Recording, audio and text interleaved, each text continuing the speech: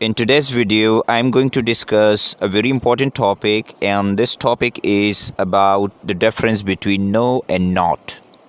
Today, we will learn where to use no and where to use not. So, let's start the video. The word no is used to express negation or refusal. It is used with a noun. It is used with nouns to mean no one or not any. In order to understand it fully, look at the following examples. Number first, the woman had no money to buy a bag for her. Here, you can see the word no has been used with the noun money. Example number two, no student was in the class. Here, the word no has been used with the noun student. It should be noted that we cannot use the word not instead of no in these two examples.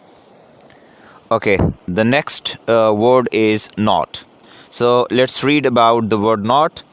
It should be noted that the word not is used with a verb or an adjective to show the negative effect. Look at these examples. I did not like mangoes. Here you can see that the word not has been used with a verb. Here the word like is a verb.